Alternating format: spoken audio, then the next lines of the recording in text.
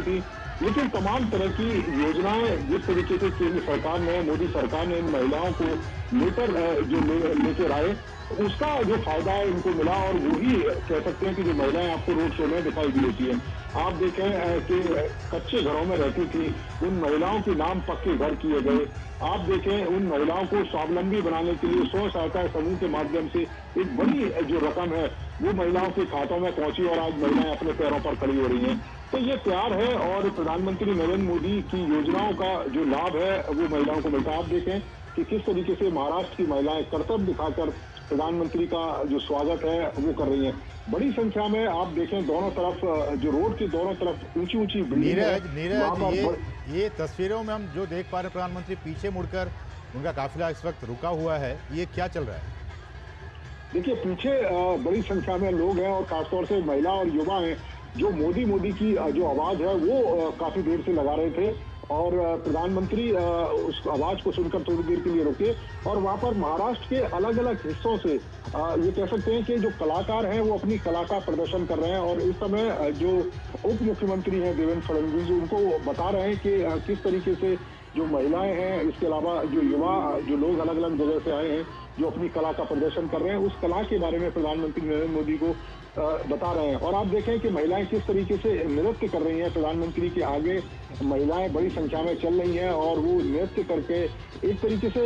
उत्सव की तरह सेलिब्रेट कर रही हैं इस रोड शो को। तो ये तमाम जो तस्वीरें हैं वो बताती हैं कि किस तरीके से प्रधानमंत्री को लेकर और यहाँ के जो लोग हैं वो किस तरीके से जो उत्साह है उनको ये दिखाई दे रहा है। और दूसरे ये काफिला जब रुका हुआ है तो प्रधानमंत्री कुछ जो टीवी के जो पत्रकार हैं उनको साक्षात्कार भी इस रोड शो के दौरान दे रहे हैं और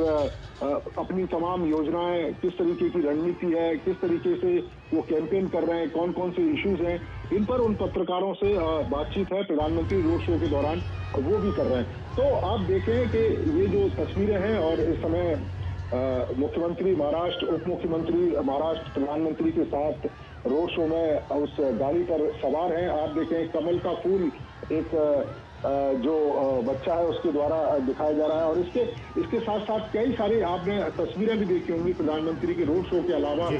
जब प्रधानमंत्री रैलियों को संबोधित करते हैं तो प्रधानमंत्री की तस्वीर को लेकर, उनकी माता की तस्वीर को लेकर बड़ी संख्या में लोग आते हैं और प्रधानमंत्री निराश भी नहीं करते हैं। और यही कारण है कि प्रधानमंत्री के प्रति जो प्यार है वो महाराष्ट्र के लोगों के द्वारा यहाँ पर आपको दिखाई दे रहा है।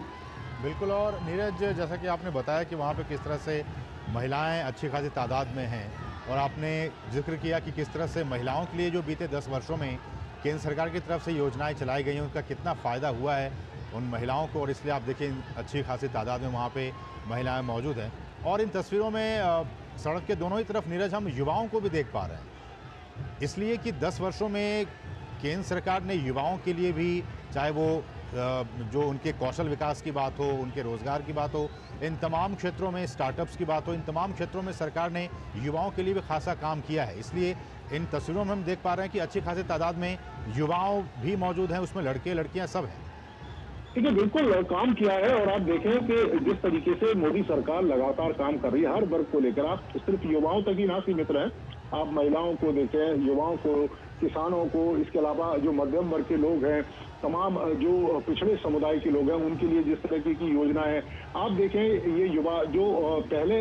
तमाम नौकरियां या कह सकते हैं कि अपॉर्चुनिटी के लिए एक तरीके से महरूम रहता था और प्रधानमंत्री नरेंद्र मोदी की तमाम योजनाएं हैं उसका लाभ इस युवा को मिल रहा है। स्टार्टअप के माध्यम से, इनोवेशंस के माध्यम से ये लोग अपने लिए रोजगार तो पैदा कर ही रहे हैं बल्कि दूसरे लोगों को भी रोजगार दे रहे हैं, दूसरे लोगों को भी जो सक्षम है वो बना रहे हैं। आप देखें कि आज मुंबई एक सुरक्षित सिटी के तौर पर जाना जाता है और जब सिटी सुरक्षित रहेगी तो निश्चित तौर पर कारोबार भी वहाँ पर बेहतर होगा,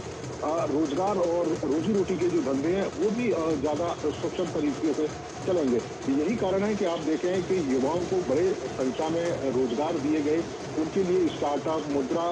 जो लोन है वो शुरू किए गए। बहुत सारे जो गरीब लोग हैं जो जिनकी इच्छाएं होती हैं कारोबार करने, जिनकी इच्छाएं होती है कुछ काम धंधा खोलने की, लेकिन आर्थिक रूप से उतने सक्षम नहीं होते हैं, लेकिन आप देखें कि मुद्रा योजना के तहत उन लोगों को बिना गारंटी के ऋण मिलता है और वो अपने लिए रोजगार पैदा कर सकते हैं और दूसरे लोगों को उस रोजगार से जोड़ भी सकते हैं। यही कारण है कि युवाओं का प्रधानमंत्री के प्रति एक विशेष कह सकते हैं कि जो लगाव है वो रहता है। और दूसरा, आप प्रधानमंत्री को देखें कि जिस तरीके से प्रधानमंत्री जो कह सकते हैं कि पीपल टू पीपल कनेक्ट करते हैं, तमाम अपनी योजनाओं का जिक्र वो रैलियों में करते हैं। एक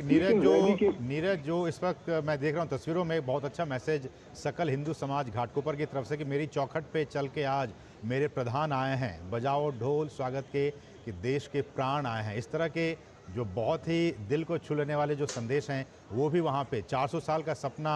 आपने किया अपना, इस तरह के जो मैसेज हैं वो वहाँ पे जो युवा हैं और उसमें भगवान राम की जो तस्वीरें वो लगी हुई हैं। तो इस तरह से एक जोश और उत्साह है कि खुद प्रधान उनके बीच आए हैं और 400 साल 500 साल का जो सपना है वो पूरा हुआ। इस तरह के प्लेकार्ड भी वहाँ पे लोग दिखा रहे हैं। देखिए, बिल्कुल दिखा रहे हैं और ऐसे तमाम तरह के प्लेकार्ड आपको मिलेंगे और ये बताता है कि लोग किस बेसब्री से राम मंदिर का इंतजार कर रहे थे, किस बेसब्री से रामलला का इंतजार कर रहे थे कि वो अपने घर में पहुंचे। और ये एक सपना ही था और किसी ने उम्मीद भी नहीं करी थी कि इतना जो भव्य है वो राम मंदिर बनेगा। और यही कारण है कि लोग अपनी जो खुशी है उसको प्रकट कर रहे हैं प्ले कार्ड के माध्यम से। और जिस तरीके से आप देखें कि प्रधान सेवक के तौर पर प्रधानमंत्री कार्य करते हैं, उसको लेकर भी लोगों का ये मानना है कि आप एक सिर्फ मैं एक आकलन आपके सामने रखूंगा कि आप देखें कि विपक्ष के जो तमाम लोग हैं, अगर हम राहुल गांधी की भी बात करें, आप अगर देखिए कि राहुल गांधी ने अब तक चुनाव के दौरान कितनी रैलियां या रोड शो किए, आप प्रधानमंत्री से उनकी तुलना करिए। इस एज में भी प्रधानमंत्री राहुल गांधी से जस्ट डबल उन्होंने चुनावी सभाएं की हैं, रोड शो किए। तो ये आप में बताता है अपने आप में कि कितनी एनर्जी के साथ प्रधानमंत्री देश के लोगों के लिए काम कर रहे हैं। प्रधानमंत्री 24 घंटे देश के लोगों के लिए सोचते हैं, उनके लिए कैसे बेहतर हो सकता है, इस देश को हम कैसे विकसित देश के रूप में बना सकते हैं। 2047 तक उन्होंने ये लक्ष्य रखा है और उसके लिए दिन रात काम करने की जरूरत है। प्रधानमंत्री कहते हैं कि मैं लगातार काम कर रहा हूं, लेकिन मेरे साथ जो जुड़े लोग हैं, मेरे देश के लोग हैं, वो भी लगातार अगर काम करेंगे तो इस देश को विकसित करने से कोई रोक नहीं सकता। और यही कारण है कि आप देखें कि इतना लगाव प्रधानमंत्री को इस रोड शो में। अब ये सिर्फ यही नहीं, देश के अलग अलग हिस्सों में जब प्रधानमंत्री पहुंचते हैं तो इस तरह का जो प्यार है, इस तरह का जो प्रेम है, वो प्रधानमंत्री के ये सड़कों पर उमड़ता आपको दिखाई देता है। बिल्कुल नीरज, हमारे साथ बने रहिए। हम एक बार फिर से रुक करेंगे शिशिर का। शिशिर, आज इस रोड शो से पहले जब पीएम डिंडोरी में थे और वहां जब एक चुनावी जनसभा को संबोधित कर रहे थे तो उन्होंने साफ तौर पर ये कहा, और उन्होंने जो उद्धव ठाकरे हैं उनकी जो शिवसेना है, इससे पहले भी वो कई बार संबोधित कर चुके हैं, इस वर्ड का यूज़ कर चुके हैं, एक बार फिर से उन्होंने आज यूज़ किया। उन्होंने उनकी शिवसेना को नकली शिवसेना कहा और कहा कि 4 जून के बाद नकली शिवसेना और नकली एनसीपी का कांग्रेस में विलय होना पक्का है। क्या कुछ इसके राजनीतिक मायने, अगले चरण में चुनाव होने वाले हैं, इसका कितना बेनिफिट बीजेपी को मिलेगा? बिल्कुल, देखिए, हालांकि इसका अगर हम कारण देखें तो 2019 में जिस प्रकार से उद्धव ठाकरे और बीजेपी एक गठबंधन में थे, महायुति में थे, साथ ही साथ एनडीए का हिस्सा भी थे, तो ऐसे में लोकसभा के चुनाव जब हुए तो लोकसभा के चुनाव में दोनों पार्टियों ने एक साथ मिलकर जो ये चुनाव लड़े थे और जो सीट उस वक्त मिली थी वो काफी अच्छी सीट और दोनों पार्टियों को उठाकर उस वक्त मिला था। उसके बाद विधानसभा के चुनाव आए। विधानसभा चुनाव में हमने देखा कि फिर से दोनों पार्टियां एक साथ जो है आकर यहाँ पर लड़ती हुई दिखाई दी थी। उसका भी फायदा जो है दोनों पार्टियों को यहाँ पर हुआ, एक अच्छा नंबर उनको मिला राज्य की विधानसभा। हालांकि उसके बाद अपने सबने देखा किस प्रकार से उद्धव ठाकरे जो है उन्होंने अपना सत्ता अलग चुना और एनसीपी और कांग्रेस के साथ उन्होंने सत्ता में जो है गठबंधन कर लिया। हालांकि यही बात अगर देखा जाए बीजेपी को खटक रही थी। उन्होंने कई रूप से अगर देखा जाए बीजेपी के नेताओं ने कहा कि अगर आपको अलग से लड़ना ही था, अगर आपको कांग्रेस तो हमारे साथ एक साथ मंच अच्छा नहीं करना चाहिए था, जो उस वक्त मांगे थे मोदी जी के मंच से भी। हालांकि मोदी जी भी उस वक्त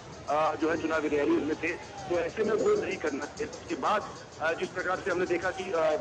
दोनों ही पार्टियों की, लेकिन इस बात रहे हैं कि बीजेपी जाहिर सी बात है कि जिस प्रकार से दोनों पक्षों की आइडियोलॉजी है, जिस प्रकार से दोनों पक्ष सालों से काम करते आ रहे थे, तो ऐसे शिवसेना का जरूर चाह रहा था कि वो जो है बीजेपी के साथ यानी एनडीए के साथ आगे बढ़े। तो ये कारण है कि बीजेपी इस प्रकार से हमने देखा कि शिवसेना में दो फाड़ हो चुके थे। एक जो कि एकनाथ शिंदे, हालांकि हमने देखा कि उन्होंने कहा कि हम विचारों के साथ आगे बढ़ते बढ़ रहे हैं। बात कही थी कि मैं कांग्रेस के साथ बिल्कुल नहीं जाऊंगा। उन्हीं विचारों को लेकर एकनाथ शिंदे कहते हैं कि वो आगे बढ़ रहे हैं और जो विचारों का साथ था एक विचारों के साथ था। और इसीलिए इस बार उन्होंने देखा कि किस प्रकार से 2020 में सत्ता परिवर्तन, 21 में सत्ता परिवर्तन हुआ और एकनाथ शिंदे जो है फिर से बीजेपी के साथ आ गए। तो ऐसे में बीजेपी भी स्पष्ट किया कि विचार दूसरी बात ये भी आती है कि उन्होंने कहा कि असली शिवसेना कौन, असली शिवसेना कौन। तो इसमें अगर देखा जाए तो आंकड़ों की बात करें तो हालांकि आंकड़े अगर देखा जाए तो इलेक्शन कमीशन के सामने इलेक्शन कमीशन ने सभी चीजों को है। तो ऐसे में जो दूसरी शिवसेना है वो कौन है? तो इससे प्रधानमंत्री आगाज है तो असली शिवसेना वो हमारे साथ है। और जो शिवसेना नवी विचारों के साथ अलग हुई है वो उद्धव ठाकरे की। हालांकि इसमें अगर देखा पड़ेगा कि किस प्रकार से उद्धव ठाकरे हो या फिर हम बात करें खासतौर पर एकनाथ शिंदे की बात करें, एकनाथ शिंदे ने इस बार देखा जाए 15 सीटें जो मिली है। और प्रधानमंत्री ने जिस प्रकार से बीजेपी प्रत्याशियों का चुनाव अगर देखा जाए पूरा एक रैली उन्होंने निकाली थी, सपोर्ट किया था, पब्लिक मीटिंग्स की थी, रोड शो किए थे, उसी प्रकार के जो उनके अलाइज है, मतलब एकनाथ शिंदे के जो प्रत्याशी है उनके लिए भी प्रधानमंत्री जो है विदर्भ का दौरा किया, उन्होंने मराठवाड़ा का किया।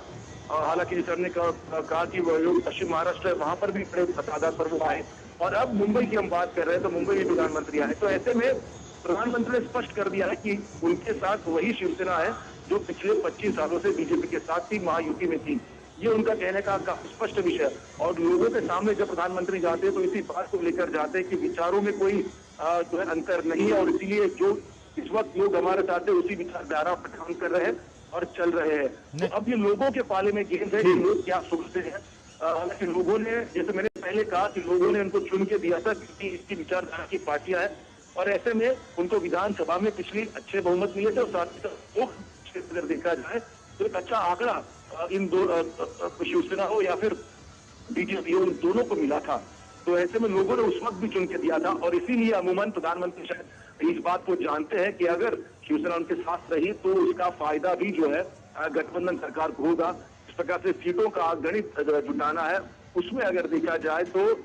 एकनाथ शिंदे की शिवसेना जो है, जो असली शिवसेना का जिक्र वो करते हैं, उसका भी एक बड़ा रोल, अहम रोल महाराष्ट्र में होगा। और इसलिए हमने देखा कि पिछली बार से ज्यादा इस बार रैलीज की। हालांकि लोग ये कहते हैं कि इस बार रैलीज की संख्या ज्यादा है, लेकिन हम ये भी बताना चाहेंगे जिस प्रकार से प्रधानमंत्री कहते हैं कि मेहनत वो काम के द्वारा करते हैं, लेकिन जो काम करते हैं वो लोगों तक पहुंचाने के लिए, उनको बताने के लिए भी ज्यादा मेहनत करनी पड़ती है। इस बार हम वो भी देख पा रहे हैं कि जिस प्रकार से ताबड़तोड़ रैलियां पूरे महाराष्ट्र में हुई है, तो जो काम हुआ है प्रधानमंत्री कह रहे हैं उन काम को लोगों तक ले जाने की जरूरत है। और हालांकि जब भी प्रधानमंत्री बीजेपी कार्यकर्ताओं से बात करते हैं किसी भी मीटिंग में देखा है तो उनका यही जो होता है, काम तो पूरा है वो लोगों तक पहुंचता है। इलेक्शन करता है लोगों तक पहुंचने का, उनको समझाने का भी किस प्रकार से कार्य हुआ है। तो ये दो चीजें काफी महत्वपूर्ण होगी। शिवसेना इस वक्त जिस प्रकार से उन्होंने शिवसेना ये लोगों के सामने रखने के लिए इतिहास क्या था और इस वक्त उनके पास जो है वो कौन है जो लोगों को बताने के लिए निर्देश दिया है। जी ठीक है, हम इसी बात को आगे बढ़ाएंगे। हमारे साथ हमारे जो सलाहकार संपादक विनोद मिश्र जी हैं वो भी इस वक्त हमारे साथ इस चर्चा में जुड़ चुके हैं। विनोद जी, आपका बहुत बहुत स्वागत है। और विनोद जी, ये आपसे जानना चाहेंगे जिस बात का जिक्र शिशिर कर रहे थे, क्योंकि सत्ता पक्ष जो है महाविकास अघाड़ी, उनकी बातें कुछ और है, जो विपक्ष में चाहे वो एनसीपी के जो शरद पवार गुट है वो, या फिर उद्धव ठाकरे का जो शिवसेना है वो विपक्ष ऐसा कह रहा है और एक नैरेटिव बनाने की कोशिश ये की जा रही है कि जिस तरह से टूट हुआ, चाहे वो शिवसेना की बात हो या फिर एनसीपी की बात हो, इस चुनाव में इन दोनों पार्टियों की तरफ से एक सहानुभूति वोट की बात की जा रही है और कहा जा रहा है कि लोग काफ़ी नाराज़ हैं और इसलिए जो एक सहानुभूति वाली जो वोट है वो ट्रांसफ़र हो जाएगा उद्धव ठाकरे की शिवसेना को और शरद पवार के एनसीपी को। आपकी प्रतिक्रिया इस पर? अभी मैं अभी शिशिर की ही बात को थोड़ा सा आगे बढ़ाता हूँ आपके सवाल पे आने के लिए। ये देखिए, ये मुंबई का आज ये पहली बार पीएम मोदी का ये रोड शो है और जब ये मुंबई का पीएम मोदी का ये रोड शो आप कहते हैं, तो ये भी आपको हमें समझना पड़ेगा कि मुंबई का जो अभी तक का एक राजनीतिक परिदृश्य जो भी था वो भी बदलने वाला है। तो आप कह सकते हैं एक कुल मिला के कि ये एक ऐतिहासिक रोड शो है जी। और जब ऐतिहासिक रोड शो आप कहते हैं तो उस समय में जब आप कहते हैं कि एनसीपी में जिस तरह से टूट हुई है, शिवसेना में इस बार इतनी बड़ी टूट हुई है, तो इस दोनों पार्टी के बीच में एग्जिस्टेंस के लिए इस बार एक बड़ी लड़ाई है, जो आप कह सकते हैं कि उनका एक लिटमस टेस्ट है कि वो जनता के बीच में कितने पॉपुलर है, वो उसका एक बड़ा टेस्ट इसमें होने वाला है। सबसे खास बात यह है कि जो शिशिर बता रहे थे उसी बात को मैं आगे बढ़ाता हूं कि 2019 में आप देखिए जब ये शिवसेना और बीजेपी के दोनों साथ मिलकर चुनाव लड़ी थी उस समय में, और बीजेपी 2014 से लेके लगातार मुंबई में खास करके महाराष्ट्र में नंबर 1 की पार्टी बनी हुई है। और इस नंबर 1 की पार्टी में आप देखिए कि बीजेपी को पिछली बार भी लोकसभा के चुनाव में 23 सीट, जहां तक मुझे याद है लगभग 23 सीटें बीजेपी को मिली थी, 18 सीटें शिवसेना को मिली थी। नवनीत राणा जो वो इंडिपेंडेंट कैंडिडेट जीती थी वो भी बीजेपी के सपोर्टर थी।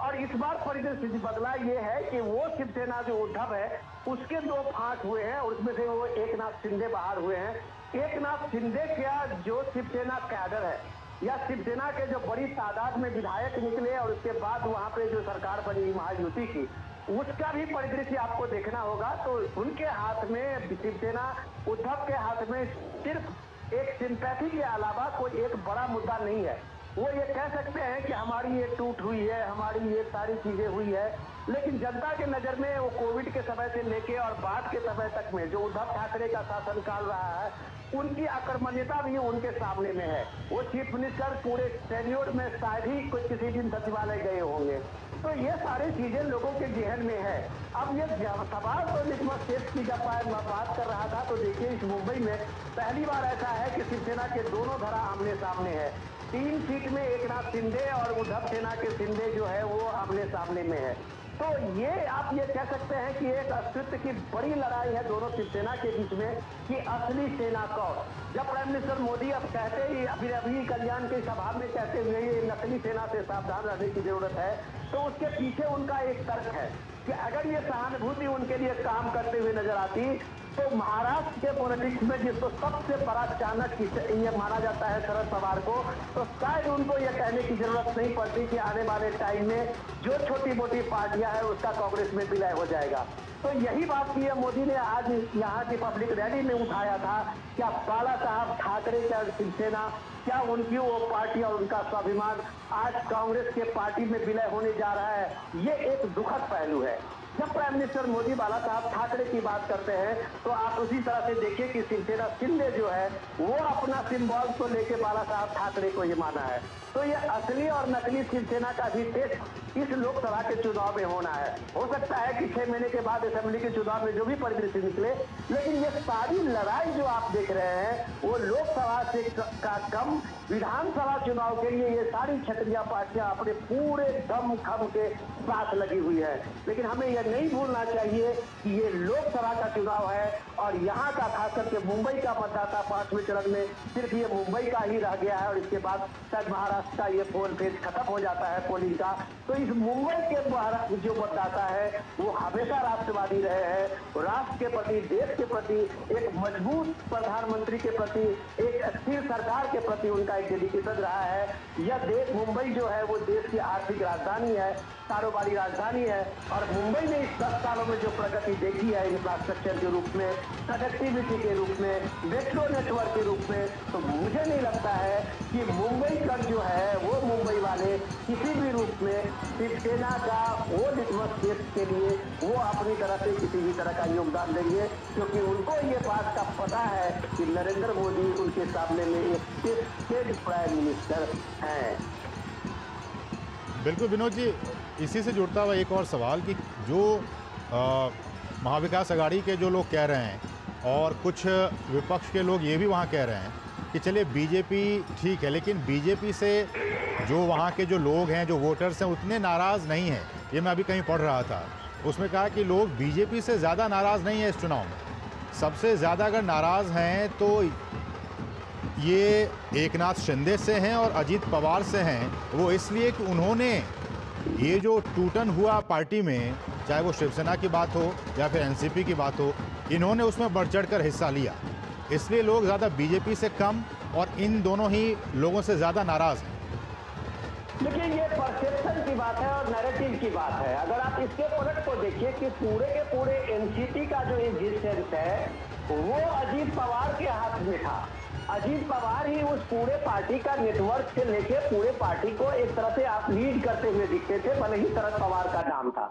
शरद पवार पिछले आप कम से कम 5-10 सालों से देखिए कि वो गुगली ही के लिए मशहूर रहे हैं, कि उनको पता है कि गुगली कब कहां पे फेंकना है। बाकी जो अजीत दा, उसका नाम अजीत दादा जो बोलते हैं लोग, तो आप ये देखिए कि मुंबई के अगर ऐसा नहीं होता उनके साथ जबरदस्त समर्थन, तो ये सारे के विधायक उनके साथ नहीं चले जाते। अगर ऐसा जन समर्थन उनके साथ नहीं होता तो फिर अजीत पवार को जो इंपॉर्टेंस मिला है एनडीए गठबंधन में या महायुति सरकार में, वो नहीं मिलती, क्योंकि वो उनका एक कैडर बेस्ड पार्टी है और जिन इलाकों में उनका प्रभुत्व है उन इलाकों में अजीत पवार के नाम से ही शिवसेना को लोग जानते थे कि पब्लिक के सामने में अजीत पवार होते थे। उसी तरह से आप एकनाथ शिंदे को देखिए कि एकनाथ शिंदे एक मामूली कार्यकर्ता, एक ऑटो चालक मुंबई का, शिवसेना का वो एक कार्यकर्ता के रूप में अगर वो इतना मुकाम हासिल किया है तो लोग शिवसेना के उस कार्यकर्ता को ज्यादा जानते हैं। उद्धव के रूप में, एक बड़े नेता के रूप में, आदित्य ठाकरे के रूप में, उनका एक परिवार का ही ज्यादा ये है। तो आप कुल मिला के कह सकते हैं कि ये परिवार की जो वहाँ पे अपना एग्जिस्टेंस है उसको चुनौती दिया है। उसको चुनौती अजीत पवार ने दिया है, उसको चुनौती एकनाथ शिंदे ने दिया है। अब इसका नैरेटिव जो लोग नाराज में कह रहे हैं वो एक तरह से सिंपैथी के लिए कह रहे हैं और उस सिंपैथी के लिए शरद पवार का नाम आगे किया जाता है। लेकिन लोगों को पता है कि शिवसेना शरद पवार ने अपने पीछे पॉलिटिकल कैरियर 40 साल के पॉलिटिकल कैरियर में आज तक ऐसा कोई भी लीडर नहीं रहा जिसको उन्होंने धोखा नहीं दिया है। तो उनकी विश्वसनीयता क्या है, इस बात की चर्चा तो हम बाद में करेंगे, लेकिन प्राइम मिनिस्टर मोदी की क्रेडिबिलिटी को लोगों को पता है कि प्राइम मिनिस्टर मोदी जिसने जो कहा वो किया। आज अगर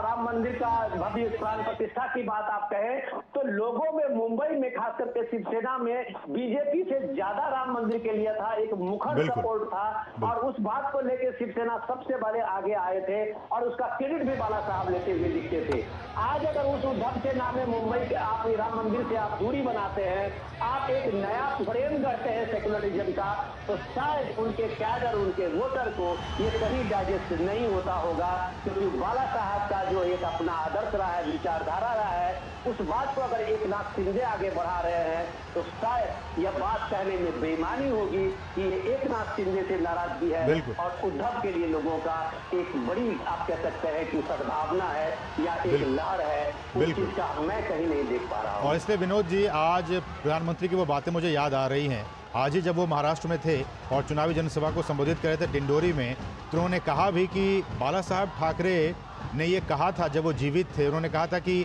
जिस दिन शिवसेना कांग्रेस की राह पर चलने लगेगी उस दिन उनकी शिवसेना का अंत हो जाएगा। तो जिस तरह से प्रधानमंत्री ने कहा बाला साहब ठाकरे के हवाले से, और हम आप समझ सकते हैं कि इस वक्त महाराष्ट्र की पॉलिटिक्स में क्या कुछ हो रहा है। ऐसे में हम एक बार फिर से रुख करेंगे, हमारे सहयोगी नीरज सिंह ग्राउंड जीरो पे मौजूद है, मुंबई में इस रोड शो को वो कवर कर रहे हैं। नीरज, क्या कुछ आप बताना चाहेंगे, क्योंकि हम देख पा रहे हैं तस्वीरों में जो जोश और उत्साह है वो लगातार कायम है, ढोल नगाड़ों के साथ प्रधानमंत्री के आवभगत में लोग लगे हुए हैं। देखिए बिल्कुल, और मैं विनोद जी की बात को थोड़ा सा और आगे बढ़ाऊंगा कि आप देखें कि जो शिवसेना की जो स्थिति है और जो एनसीपी की स्थिति है, अगर ऐसी में आप देखें कि जो अजीत पवार जिस तरीके से एनसीपी को आगे लेके जा रहे थे, आप देखें कि शरद पवार ने जब उत्तराधिकार चुनने की बात आई तो उन्होंने अजीत पवार को आगे नहीं किया, उन्होंने अपनी पुत्री को आगे किया। इसी तरीके से आप देखें कि शिवसेना में उद्धव ठाकरे अगर चाहते तो एकनाथ शिंदे को आगे कर सकते थे, पार्टी के बड़े नेता थे, लेकिन उन्होंने एकनाथ शिंदे को आगे ना करके अपना जो पुत्र है उस मुंह में पार्टी को लेके गए। और यही कारण है कि आज महाराष्ट्र के अंदर आपको एनसीपी और जो शिवसेना है उसकी जो स्थिति है वो देखने को मिल रही है। निश्चित तौर पर आप देखें कि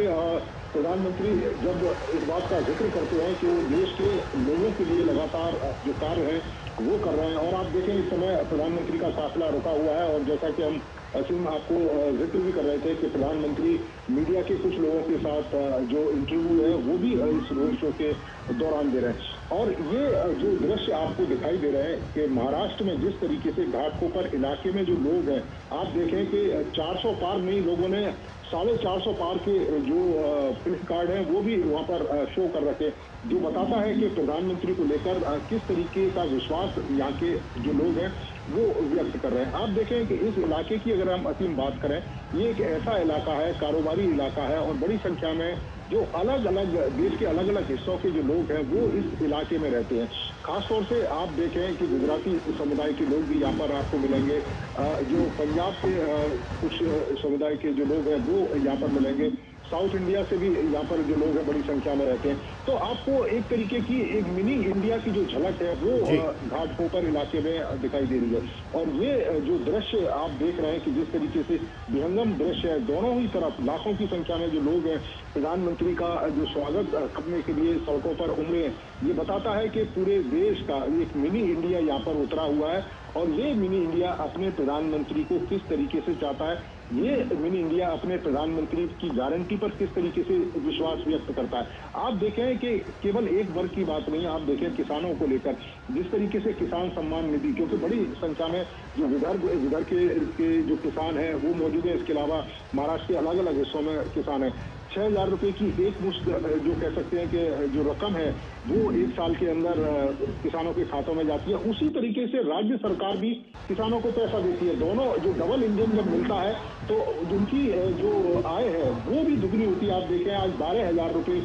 किसानों को यहाँ पर मिल रहे हैं। इस तरीके से अगर आप देखें कि युवाओं के लिए तमाम तरह के स्टार्टअप यहाँ पर शुरू हुए, एक तरीके से आर्थिक नगरी है, बड़े पैमाने पर अर्थतंत्र यहाँ से पूरे देश का यहाँ पर चलता है। बॉलीवुड यहाँ पर मौजूद है और उस बॉलीवुड में काम करने के लिए लाखों की संख्या में जो लोग हैं उनको रोजगार मिलता है। केवल जो हीरो है वही एक्टिंग नहीं करता, तमाम हीरो के पीछे ये कह सकते हैं कि ऑफ कैमरा तमाम लोग होते हैं जिनको बड़े पैमाने पर रोजगार मिलता है, क्योंकि बड़ी संख्या में यहाँ से पिक्चरें बनती है। आप देखें कि बड़ी बड़ी मल्टीनेशनल जो कंपनीज हैं उनके यहाँ पर ऑफिस है, उनमें लाखों की संख्या में जो लोग हैं वो यहाँ पर काम कर रहे हैं। आप देखें कि महिलाओं को लेकर जिस तरीके से रोजगार के तमाम साधन उपलब्ध कराए गए हैं, उन महिलाओं को जो घर की चार दीवारी में रहती थी आज ऑफिसों में जाकर वो काम कर रही है, लोगों के साथ कंधे से कंधे मिलाकर आगे बढ़ रही है। आप अगर यहाँ पर देखें कि जिस तरीके से विकास की तमाम योजनाएं प्रधानमंत्री ने पिछले 10 सालों में महाराष्ट्र के अंदर जिस तरीके से शुरू की है, चाहे रोड कनेक्टिविटी की बात हो, रेल कनेक्टिविटी की बात हो,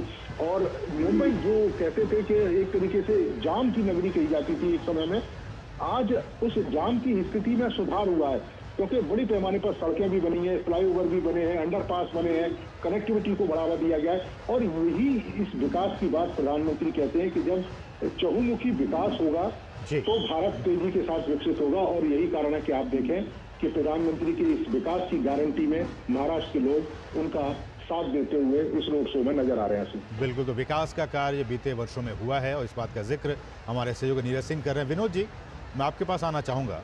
और एक छोटी सी जानकारी हम अपने दर्शकों को ये दे दें कि इस साल के आखिर तक महाराष्ट्र में विधानसभा के चुनाव भी होने वाले हैं और 2019 में जब पिछला चुनाव हुआ था विधानसभा का, उसके बाद से वहाँ के पॉलिटिक्स में, वहाँ की राजनीति में एक बड़ा बदलाव आया है।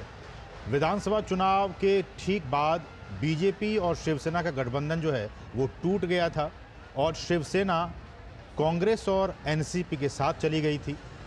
लेकिन उसके बाद 2022 में शिवसेना के भी दो टुकड़े हो गए और जो एनसीपी थी वो 2023 में टूट गई, जैसा कि हम जिक्र कर रहे थे अभी। शिवसेना का जो शिंदे गुट है और एनसीपी का अजीत पवार गुट वो बीजेपी के साथ चला गया, जो कि इस वक्त महायुति का हिस्सा है। और वहीं महाराष्ट्र में इसका मतलब कि सीधा मुकाबला इस बार के चुनाव में, लोकसभा चुनाव में या फिर आने वाले विधानसभा चुनाव में, जो महायुति है बनाम महाविकास अघाड़ी के बीच है इस बार का चुनाव। और इसमें शरद पवार की एनसीपी और उद्धव गुट का जो वो है और कांग्रेस पार्टी एक साथ है। ऐसे में विनोद जी, मेरा सवाल ये कि चूंकि प्रधानमंत्री को इस वक्त हम देख पा रहे हैं, बीजेपी ने बहुत अच्छा खासा स्टेक लगाया है इस बार के लोकसभा चुनाव में, 48 सीटें हैं महाराष्ट्र में। ऐसे में जो बीजेपी ने और प्रधानमंत्री मोदी ने जो नारा दिया है कि इस बार 400 पार का नारा, इस 400 पार के नारे में उत्तर प्रदेश में 80 सीटें हैं, लोकसभा की, उसके बाद से महाराष्ट्र एक बहुत ही महत्वपूर्ण स्थान रखता है। तो ये जो तमाम सारी चीज़ें हैं, महायुति बनाम महाविकास आघाड़ी, इन दोनों के बनाम महाविकास आघाड़ी बनाम महायुति, इसमें इस 400 पार के नारे को साकार करने के लिए बीजेपी कितना महत्वपूर्ण और कितना जोर लगा रही है? अजीम, सबसे पहले हमें ये जानने की जरूरत है कि इस बार का जो चुनाव है पूरे देश में, महाराष्ट्र को आप उसके साथ ले सकते हैं, मोदी बनाम ऑल का है। उसमें महायुति, महाविकास आघाड़ी, ये सारी चीजें पीछे छूट जाती है। यही सिचुएशन मुंबई में भी है, यही सिचुएशन महाराष्ट्र के अलग हिस्सों में भी है। ये मोदी बनाम ऑल का चुनाव है। अब उसमें रीजनल के स्तर पे महायुति कितना मजबूत है या महाविकास आघाड़ी कितने मजबूत है, वो मजबूती की टेस्ट तो उनको असेंबली के इलेक्शन में होगा। लेकिन इस इलेक्शन में जहां तक मैं देख रहा हूं और समझ रहा हूं, मैं थोड़ा सा नीरज की बात को बहुत बढ़िया इनपुट दे रहे थे, मैं नीरज की ही बात को थोड़ा आगे बढ़ाता हूं। इसके बाद मैं आपके सवाल को जवाब देने की कोशिश करूंगा। जो इम्पोर्टेंट ये है, जो नीरज बता रहे थे कि जो काम बोलता है, और जब ये काम बोलता है तब आप देखते हैं ये लोगों के भीड़, मुंबई जैसे आर्थिक नगरी है, ये देश के कारोबारी राजधानी है, वहां अगर लोग इतने लाखों की तादाद में लोग सड़क के दोनों किनारे खड़े होके अगर पीएम के अभिवादन के लिए खड़े हैं, तो आप कह सकते हैं कि ये मुंबई के लोग अपनी कृतज्ञता जाहिर कर रहे हैं पीएम मोदी का। वो चाहे इंफ्रास्ट्रक्चर डेवलपमेंट का हो, वो चाहे आतंकवाद का जो मुंबई का सिलसिला था, आपने देखा होगा, हमने सारी दुनिया उस बात को पता है, 26/11 के धमाके का, उसके बाद वो ट्रेन का ब्लास्ट, वो सारी चीजें। तो वो जो एक गारंटी है पीएम मोदी का कि उसके बाद आपने देखिए कि एक बम तो दूर, एक पटाखा तक कहीं नहीं फूटा। तो ये गारंटी और ये आश्वासन जो कारोबारी राजधानी में छोटे कामगार को लेके और बड़े उद्योगपति को मिलता है, फिल्म इंडस्ट्री को मिलता है, बॉलीवुड को मिलता है, ये सारे लोगों को मिलता है, तो जाहिर सी बात है, आप कह सकते हैं कि मुंबई देश के सबसे बड़ा जीडीपी देने वाला अगर शहर है, तो मुंबई को एक आर्थिक विकास के साथ साथ उसकी सुरक्षा का भी केंद्र सरकार में, मोदी सरकार ने पूरी तरह से ख्याल रखा है। जहां आप ये कह सकते हैं कि जो वर्ल्ड क्लास जो इंफ्रास्ट्रक्चर की बात आप कहते हैं, तो वर्ल्ड क्लास इंफ्रास्ट्रक्चर अगर किसी को मिला है तो सबसे ज्यादा मुंबई और मुंबई के आसपास के सारे इलाके को मिले हैं। क्या बात, इंफ्रास्ट्रक्चर में मोदी सरकार का बजट 11 लाख करोड़ से ज्यादा है, और उस 11 लाख करोड़ का बजट आप देखें कि मुंबई के और उसके पास के आउटस्कर्ट जो है वो कितना सिमट गया है। एक आप अगर एक इंफ्रास्ट्रक्चर, बड़े इंफ्रास्ट्रक्चर की बात करें, तो सबसे बड़ा इंफ्रास्ट्रक्चर जो था उसका मुंबई ट्रांस था, जो हार्बर लिंक था। आप उसकी बात करें कि एक नदी मुंबई, जो मुंबई से घंटों लगता था लोगों को जाने में, उसकी दूरी ये हार्बर जो लिंक है वो बनने से, मुंबई ट्रांस लिंक बनने से 20 मिनट पहुंच गई है। ऐसे अगर आप मुंबई और पुणे का डिस्टेंस देखिए तो उसको कितने घंटों में नितिन गडकरी का वो इंफ्रास्ट्रक्चर डेवलपमेंट वहां किया है, सड़कों का जाल बिछा हुआ है। तो आर्थिक गतिविधि जहां बढ़ती है उस कारोबारी राजधानी में, तो उसका क्रेडिट कहीं न कहीं आपको सबसे कम केंद्र में मोदी सरकार को देना होगा। और यही एक्नॉलेजमेंट है उस भीड़ का, जो उसकी गति बढ़ी है, उसकी स्पीड बढ़ी है। तो वो जो मोमेंटम बना है मुंबई का और शहर का, जो वर्ल्ड क्लास इंफ्रास्ट्रक्चर मिला है वहाँ के कारोबारी को, वहाँ के जो कामगार करने वाले लोग हैं, छोटे उद्योगपति हैं, ये वर्ल्ड क्लास इंफ्रास्ट्रक्चर ने मुंबई के आर्थिक राजधानी बनने का एक गौरव दिया है, जो गौरव और वो सपना इस दौर में हकीकत में बदला है। अब आपके मूल सवाल पे आता हूँ कि जब आप डिवीजन की बात करते हैं, तो ये डिवीजन आप देखिए कि कोई भी नेता है वो कम से कम इस बात को जानता है कि वो किसके साथ अलायंस कर रहा है। अगर ये स्थिति कांग्रेस की मजबूत होती तो कांग्रेस के वहाँ जो निवर्तमान अध्यक्ष थे वो रिजाइन करके शिवसेना में शामिल हुए हैं। कांग्रेस के जो सबसे बड़े कद्दावर लीडर मराठा के थे अशोक चौहान, वो वहां से रिजाइन करके बीजेपी में शामिल हुए हैं और सांसद बने हैं। ऐसे मिलिंद देवड़ा का आप नाम लीजिए, वो शिंदे के रूप में शामिल हुए हैं। गोविंदा का नाम लीजिए, कांग्रेस के पहले एमपी बॉलीवुड का, ये वहां मुंबई से बने थे। तो वो देखिए शिवसेना शिंदे के शामिल हुए हैं। तो वो अगर अपना भविष्य इस एनडीए अलायंस महायुति में देख रहे हैं तो आप इस बात को खारिज नहीं कर सकते कि वहां महाविकास अघाड़ी का एक बड़ा एग्जिस्टेंस है जो कोई न कोई चमत्कार दिखाएगा। अगर चमत्कार दिखाने की हालत होती तो शायद कांग्रेस के जो कट्टावर लीडर है, आप संजय निरुपम को ही देख लीजिए, वहां मुंबई में कम से कम कांग्रेस के वो अध्यक्ष रहे हैं, इतनी मजबूत लड़ाई वो कम से कम पूर्वांचल से लेके और सारे जो बिहार के लोग हैं उनके एक सर्वमान्य लीडर रहे हैं, और कांग्रेस को उनको कांग्रेस छोड़नी पड़ी है और वो शिवसेना शिंदे ग्रुप के साथ में आए हैं। तो आप अगर इस तरह का नेताओं का जो दौड़ भाग देखते हैं, वहां पे नेताओं का जिस तरह से देखते हैं कि एक तरह से होड़ मची है पार्टी छोड़ने की, उस हालत में ये सिर्फ नैरेटिव हम इसको कह सकते हैं कि जो बनाया जाता है कि महायुति के अगेंस्ट में महाविकास अघाड़ी अभी भी कायम है, तो ये बात किसी न किसी तरह से जब हम ग्राउंड पे लाते हैं तो वो बेकार साबित होती है, वो झूठ साबित होती है। अगर ऐसा नहीं था तो आप ये देखिए कि कांग्रेस के पास दो अपने, जहां से कांग्रेस लगभग 50 साल से चुनाव लड़ती रही है, वहां उसके दो कैंडिडेट ने मिले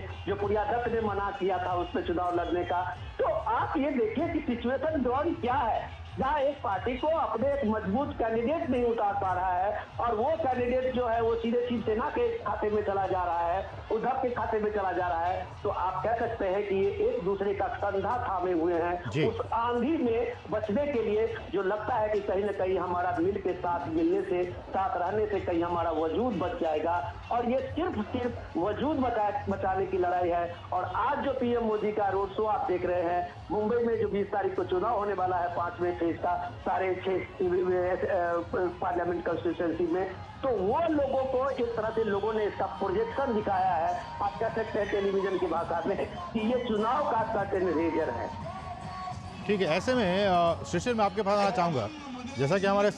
वरिष्ठ सलाहकार विनोद जी कह रहे हैं कि ये वजूद बचाने की लड़ाई है ये चुनाव। आपसे जानना चाहेंगे, चाहे वो शरद पवार की बात कह लें या फिर उद्धव ठाकरे की बात कर लें,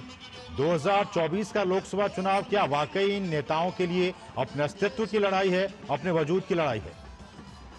बिल्कुल, देखिए इस वक्त चाहे वो शरद पवार खेमा हो या फिर उद्धव ठाकरे खेमा हो, पुरजोर प्रयास कर रहा है कि किस प्रकार से जो है फिर से सत्ता में एक बार आ जाए, किस प्रकार से ज्यादा सीटें पाई जाए। और इसलिए हम अमूमन देख पा रहे हैं, फिर जुबानी जंग भी हम देख पा रहे हैं, किस प्रकार से बिलो द बेल्ट भी कमेंट किए जा रहे हैं। हालांकि राजनीति में इससे पहले ऐसा स्तर था नहीं, लेकिन जिस प्रकार से अब राजनीति का स्तर अगर देखा तो वो एक चिंता की विषय जरूर है। और इसलिए फिर चाहे वो जिस प्रकार से हमने कहा कि दोनों खेमे चाहते हैं कि किस प्रकार से भी सत्ता में फिर से एक बार वापसी हो जाए या फिर ज्यादा से ज्यादा सीट मिले। कारण इसके पीछे का ये भी है क्योंकि 2019 में हमने जिस प्रकार से देखा था कि पर्दे के पीछे कुछ और चीजें चल रही थी, और जिस प्रकार से जो है शरद पवार खेमा हो या फिर उद्धव ठाकरे खेमा हो, कांग्रेस के साथ मिलकर उन्हें सत्ता स्थापित कर ली थी। तो ऐसे में इस बार भी हालांकि ये प्रयास जरूर रहेगा दोनों पार्टियों का कि किस प्रकार से जो है डिस्क्रेडिट किया जाए। एक बात विनोद जी जो आपने सवाल पूछा था कि क्या किस प्रकार से इस वक्त अगर देखा जाए तो एकनाथ शिंदे का कद महाराष्ट्र में, किस प्रकार से अजित पवार का कद महाराष्ट्र में, उसका एक उदाहरण देना चाहूंगा इसके पीछे में कि प्रधानमंत्री की बात करें तो उनका रुख काफी स्पष्ट है और वो हमेशा कहते हैं कि जो परफॉर्मेंस करता है उनको उनका ज्यादा लक्ष्य होता है, और ऐसे लोग जो है उनके साथ अमूमन हम देख पाते हैं कि ज्यादा होते हैं। खास तौर पर अगर हम एकनाथ शिंदे की बात करें, एकनाथ शिंदे की महाराष्ट्र में इमेज है कार्यकर्ता की, एक ऐसे कार्यकर्ता जिसने कई साल शिवसेना में काम किया है, थाने से आते हैं एकनाथ शिंदे, लेकिन उसके बावजूद देखा जाए तो कई मंत्री, हालांकि वो भी स्वयं कैबिनेट मंत्री थे महाराष्ट्र की सरकार में 2014 से 2019 के बीच में अगर देखा जाए, और उसके बाद भी अगर देखा जाए जब सत्ता परिवर्तन हुआ उस वक्त भी एकनाथ शिंदे जो है मंत्री थे। तो ऐसे में इनको काम का किस प्रकार से काम किया जाता है पता है। और एक बात, महाराष्ट्र में जिस चर्चा हो रही है इंफ्रास्ट्रक्चर डेवलपमेंट, हालांकि उसमें अगर सबसे अग्रणी नाम अगर लेकर दिया जाए इस वक्त तो है समृद्धि महामार्ग, जो कि नागपुर से मुंबई जोड़ा जाता है। हालांकि समृद्धि महामार्ग को पूरा करने के लिए देवेंद्र फडणवीस ने अगर देखा जाए तो पुरजोर कोशिश की थी, लेकिन उनके पीछे भी कोई खड़े थे, कोई मंत्री, और जो मंत्रालय खड़ा था तो वो था एकनाथ शिंदे का मंत्रालय। तो ऐसे में ये बात प्रधानमंत्री काफी अच्छी तरीके से जानता है कि किस प्रकार से एकनाथ शिंदे, क्योंकि अभी मुख्यमंत्री बने हैं लेकिन एक कार्यकर्ता के रूप में वो किस प्रकार से कार्य करते हैं। और इसीलिए जब शिशिर मेरा सवाल भी यही विनोद जी से था कि जिन सीटों पर भाजपा ने अपने सहयोगी पार्टी को, चाहे वो एकनाथ शिंदे की पार्टी हो या फिर अजित पवार की पार्टी को, अपने सहयोगियों को जिन सीटों से मैदान में उतारा है, कहा यह जा रहा है, राजनीतिक विश्लेषक ये कह रहे हैं कि एक सहानुभूति का जो वोट है वो विपक्षी पार्टी को मिलता हुआ नजर आ रहा है, क्योंकि वो लोग कह रहे हैं कि बीजेपी का इसमें ज्यादा रोल नहीं है, लेकिन इन लोगों ने इस टूट में हिस्सा लिया, इसलिए हम इसको वोट नहीं देंगे। क्या ये बातें सच है? कितना दम है इन बातों में? बिल्कुल, मैं इसी बात पे आ रहा था। दरअसल ये एक प्रयास है कि परसेप्शन क्रिएट करने की कोशिश की जा रही है, या फिर ये कह सकते हैं कि सवाल भी उठाने की कोशिश की जा रही है। लेकिन जो इस वक्त लोग बीजेपी के साथ है, वो लोग कौन है वो भी देखना काफी जरूरी है। उन्होंने इसके पहले क्या कार्य किया है वो भी देखना जरूरी है। सहानुभूति अब जो अगर देखा जाए तो अपने स्तर पर है, लेकिन at the end of the day लोगों को रिजल्ट जो है वो चाहिए होता है। रिजल्ट ओरिएंटेड काम क्या इन दोनों नेताओं ने किए, तो जाहिर सी बात है अगर पिछला उनका कार्य का अगर हम देखें जिस प्रकार से कार्य किया तो उसमें रिजल्ट दिखता है। तो ये सबसे प्रमुख पहली बात है। दूसरी बात, लोग और साथ साथ जो पार्टी के कार्यकर्ता है वो किसके साथ है, अगर वो भी अगर देखा जाए तो उस पैमाने पर इस वक्त अगर देखा जाए तो ज्यादा से ज्यादा लोग जो है एकनाथ शिंदे के साथ है, ज्यादा से ज्यादा लोग अजित पवार के साथ है। अच्छा, उसके पीछे का कारण भी अगर देखें वो लोग क्यों उनके साथ है, तो जैसे मैंने पहले कहा कि कार्य जिस प्रकार से किया जाता है पार्टी में, जो उनका कद है,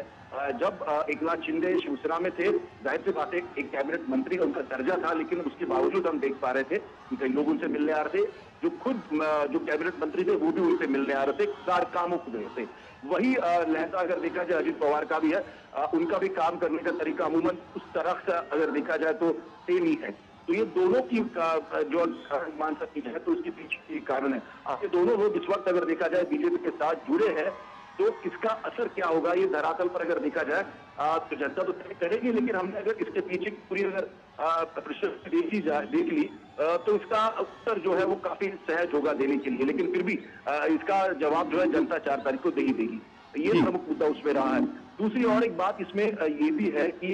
इस बार अगर देखा जाए तो आपने सही कहा कि आने वाले समय विधानसभा के चुनाव होने जा रहे हैं, लेकिन विधानसभा चुनाव से पहले लोकसभा चुनाव में अगर इस प्रकार की ताकत प्रधानमंत्री लगाते हैं, न ही सिर्फ भाजपा के प्रत्याशियों के लिए बल्कि एकनाथ शिंदे के प्रत्याशियों के लिए भी और साथ ही साथ अजित पवार के लिए भी, जिस प्रकार से पूना में सभा होती है, जिस प्रकार से मराठवाड़ा में सभा होती है, जिस प्रकार से आज हमने देखा कल्याण में सभा हुई थी, तो ऐसे में ये काफी सीधा और सटीक प्रयास है भाजपा का ये कहने के लिए कि जो लोग हमारे साथ है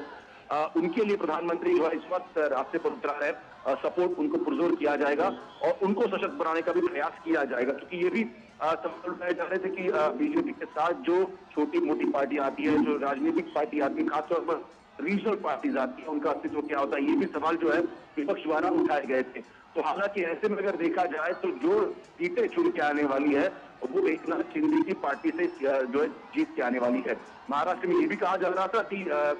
एकनाथ शिंदे जो है तकरीबन उनसे 8 या 9 या 10 सीटें मिलेंगी, लेकिन इस वक्त हम देख पा रहे हैं कि एकनाथ शिंदे जो है 15 सीटें जो है उसके आसपास वो लग रहे हैं महाराष्ट्र में। तो ऐसे में सीटों का अगर आंकड़ा देखें तो वो भी जो है दिया गया है। तो ऐसे में जो ये प्रयास करने का कोशिश की जा रही थी कि जो है रीजनल पार्टीज को जो है यहाँ पर बीजेपी खत्म करना चाहती है, तो उसका उत्तर जो है स्वयं बीजेपी ने दिया है। जिस प्रकार से सीटों का बंटवारा हुआ है, लोग ये कहते हैं कि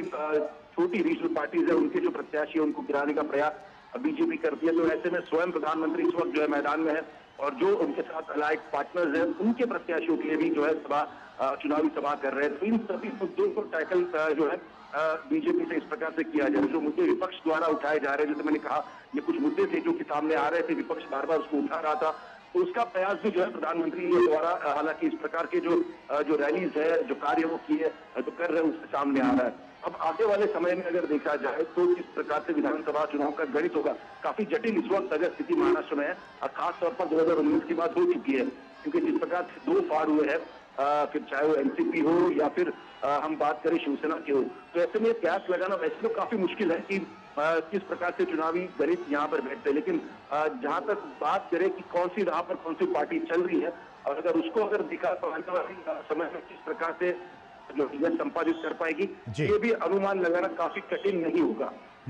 शिशिर, बहुत ही महत्वपूर्ण बात आप कह रहे हैं और जैसा कि हमने कहा भी कि जो सत्तारूढ़ महायुति गठबंधन है 48 में से 45 सीटें जीतने का लक्ष्य रखा है और इन 45 सीटों का जीतने का जो लक्ष्य रखा है इसके लिए प्रधानमंत्री खुद चुनावी मैदान में उतरे हुए हैं और तमाम उनके साथ जो एनसीपी की बात हो या फिर शिवसेना की बात हो, तमाम लोग उनके साथ हैं ताकि जो एक सपना है प्रधानमंत्री का कि 400 पार हम जाएंगे, एनडीए 400 पार। उसके लिए महाराष्ट्र भी एक बहुत ही महत्वपूर्ण राज्य है उत्तर प्रदेश और बिहार के साथ साथ। ऐसे में हमारे साथ नीरज सिंह भी लगातार बने हुए। नीरज, आप इन चर्चाओं को सुन रहे हैं, आप अगर इसमें कुछ ऐड ऑन करना चाहें। नीरज, आप हमारे साथ बने हुए हैं? आवाज आ रही है आपको? जी जी जी, बताएं। मैं वही कह रहा हूँ कि विनोद जी जिस आर्थिक नगरी की बात कर रहे थे और जिस तरह के डेवलपमेंट की बात जो हमारे संवाददाता शिशिर हैं वो कर रहे हैं, मैं आपको बता दूं कि महाराष्ट्र सरकार ने आने वाले 5 सालों में 1 ट्रिलियन इकोनॉमी का लक्ष्य रखा है। और ये लक्ष्य बताता है कि जब आप देखें कि हम 5 ट्रिलियन इकोनॉमी की जब बात प्रधानमंत्री करते हैं कि किस तरीके से आने वाले समय में भारत को $5 ट्रिलियन की अर्थव्यवस्था बनाना है, और उसमें से $1 ट्रिलियन की अर्थव्यवस्था का जिक्र महाराष्ट्र सरकार करती है कि आने वाले 5 सालों में करेंगे। और आप देखें कि उसके लिए जो बड़े पैमाने पर जो प्रोजेक्ट के जो प्रस्ताव हैं वो भी सामने आए हैं, जिसमें ट्रांसपोर्ट और इंफ्रास्ट्रक्चर की तमाम परियोजना है उसको पूरा किया जाना बाकी है। आप देखें कि जिस तेजी के साथ महाराष्ट्र विकास के राह पर आगे चल रहा है, उसका जो फायदा है वो आने वाले समय में जो महाराष्ट्र के लोग हैं या देश के अलग अलग हिस्से से महाराष्ट्र में जो लोग काम कर रहे हैं उनको आने वाले समय में मिलेगा। और यही कारण है कि जो डबल इंजन की जो बात लगातार प्रधानमंत्री करते हैं कि अगर 2 राज्य सरकार और केंद्र सरकार मिलकर अगर लगातार काम करेंगे तो उसका सबसे ज्यादा जो लाभ है वो आम लोगों तक ही पहुंचेगा। चाहे आयुष्मान योजना की बात हो, चाहे गरीब लोगों को घर देने की बात हो, गरीब लोगों के लिए रोजगार के लिए तमाम साधनों को उपलब्ध करवाने की बात हो। आप देखें कि आज भी हमारी जो राष्ट्रीय जीडीपी है उसमें 10% का योगदान महाराष्ट्र से ही मिलता है। सबसे ज्यादा जो राजस्व है वो जनरेट करता है महाराष्ट्र। तो ये बताता है कि महाराष्ट्र के अंदर कितनी क्षमताएं हैं, और इस क्षमताओं को अगर इसी तेजी के साथ काम में ढाला गया तो इसका लाभ न केवल महाराष्ट्र के लोगों को मिलेगा बल्कि पूरे देश को उसका लाभ मिलेगा, क्योंकि देश के तमाम हिस्सों से अलग अलग जो लोग हैं वो महाराष्ट्र के अंदर रहते हैं। तो यही कारण है कि इस अर्थ नगरी को, जिसे माया नगरी भी कहते हैं, अर्थ नगरी भी कहते हैं, विकास के पथ पर तेजी से आगे ले जाने की जरूरत है। और पिछले कुछ समय में जिस तरह की रुकावटें आई, जिस तरह की अड़चनें आई, चाहे महाराष्ट्र की राजनीति एक अलग दिशा में चली, केंद्र और राज्य सरकार में जो टकराव है वो भी देखने को मिला, लेकिन अब वो टकराव देखने को नहीं मिल रहा है। वो विकास की योजनाएं तेजी के साथ आगे बढ़ रही हैं, उसका जो लाभ है वो महाराष्ट्र के लोगों को मिल भी रहा है, और वो जो लाभ महाराष्ट्र के लोगों को मिल रहा है वो इस समय प्रधानमंत्री के साथ सड़कों पर आपको दिखाई भी दे रहे हैं। क्योंकि ये आप समझें कि ये एक ऐसी नगरी है जो 24 घंटे चलती है। यहाँ पर लोगों के लिए 5 मिनट का समय नहीं होता किसी दूसरे को देने के लिए। ये इस तरह की नगरी है, लेकिन उसके बावजूद भी कई घंटों से यहाँ लोग इंतजार कर रहे हैं प्रधानमंत्री का। ये बताता है कि महाराष्ट्र के लोग प्रधानमंत्री की गारंटी, प्रधानमंत्री की योजनाएं और प्रधानमंत्री जो विकसित भारत के लक्ष्य को लेकर आगे चल रहे हैं, चाहे हमारे सांस्कृतिक मूल्यों की सुरक्षा की बात हो, चाहे हमारी धरोहरों की सुरक्षा की बात हो, उनको सम्मान देने की बात हो, उसी सम्मान के साथ ये महाराष्ट्र के लोग खड़े हुए हैं, जो बताता है कि ये नगरी पूरी तरीके से प्रधानमंत्री नरेंद्र मोदी को समर्पित होती दिखाई दे रही है रोडों पर। और यही वजह है कि प्रधानमंत्री भी आप देखें कि जहां जहां जाते हैं उनका सबसे ज्यादा फोकस यही रहता है कि गरीब कल्याण पर काम किया जाए, महिलाओं के विकास की बात की जाए। आप पूरी कैंपेन को देखें कि प्रधानमंत्री ने जिस तरीके से तमाम योजनाओं का जिक्र किया, सचिन भी बता रहा था कि बिलो द बेल्ट जाकर एक दूसरे के ऊपर जो आरोप है वो लगाए जा रहे हैं। और मुझे लगता है कि राजनीति में जो लोग वोट डालने के लिए मतदान केंद्रों पर जाते हैं असीम, वो सिर्फ यही चाहते हैं कि उनके भले के लिए काम हो, उनके विकास के लिए काम हो, उनके जिले के लिए काम हो, उनके राज्य के लिए काम हो। वो इस तरह के जो भाषणबाजी है या ये कहें कि इस तरह के आरोप प्रत्यारोप को सुनना नहीं पसंद करते। यही कारण है कि प्रधानमंत्री विकास के मार्ग को जिस तरीके से आगे लेके जाना चाहते हैं वही लोग दिखाई भी दे रहे हैं, क्योंकि वो भी लोग चाहते हैं कि अगर उनके घरों में सुख शांति रहेगी, उसके जिले में सुख शांति रहेगी, राज्य में सुख शांति रहेगी, तो उसका लाभ उसके परिवार को भी मिलेगा, राज्य को भी मिलेगा, जिले को भी मिलेगा। और विकास के जिन लक्ष्यों को लेकर पार्टी आगे चल रही है, विकास के जिन लक्ष्यों को आम आदमी चाहता है, वो लक्ष्य भी पूरे होंगे। और यही कारण है कि प्रधानमंत्री लगातार विकसित भारत की बात करते हैं। बिल्कुल नीरज, आपने बिल्कुल सही कहा। और बीते 10 वर्षों में भारतीय राजनीति की जो दिशा और दशा बदली है, जिसमें कि केंद्र बिंदु में विकास को लाकर रख दिया गया है। ये 10 साल पहले की स्थितियां नहीं हुआ करती थी, कुछ और ही मुद्दे हुआ करते थे, लेकिन बीते 10 वर्षों में प्रधानमंत्री नरेंद्र मोदी ने, उनके विजन ने विकास को, डेवलपमेंट को राजनीति के केंद्र में लाकर रख दिया। और अब इसी विकास के बूते अब तमाम जो पार्टियां हैं, विरोधी पार्टियां हैं, उनके सामने अब ये समस्या है कि अब देखिए, अब मैं राज्यों की बात करूं तो देखिए, आप राज्य में जो डेवलपमेंट के जो इंडेक्स हैं, आपने उसमें